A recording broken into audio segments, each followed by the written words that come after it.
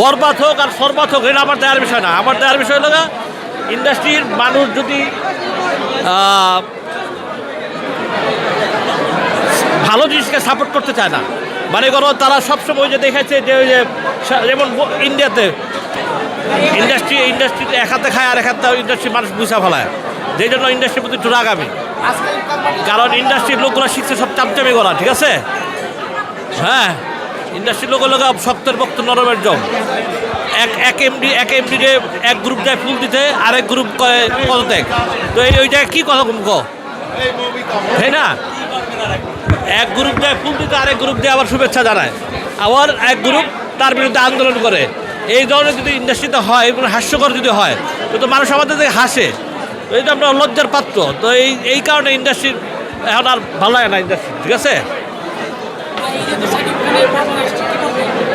যার খুশি তা আসুক, তো আমার কি বেটা, ঠিক আছে? যে যেমনে খুশি এমনি করুক, ঠিক আছে? কেউ বরবাদ আসবে, কেউ জঙ্গলি আসবে, কেউ তারপরে আরও কী কী ছবি আসছে জানি, ওগুলো সবই আসবে। এখন ঘটনা হচ্ছে, সমস্যা হলো তো একটা জায়গায়, মানে ওই যে শক্তের বক্ত নরমের জম, শক্ত যারা থাকবে তাদের চামচামি সবাই করবে, আর যারা একটু নরম তাদের চামচামি করবে না। এটাই তো ইন্ডাস্ট্রির সবচেয়ে বড় সমস্যা। আমি বলছি যে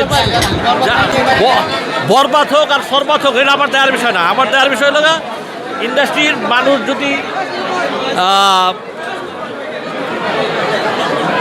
ভালো জিনিসকে সাপোর্ট করতে চায় না, মানে করো তারা সবসময় যে দেখেছে যে ওই যে যেমন ইন্ডিয়াতে সবাই যে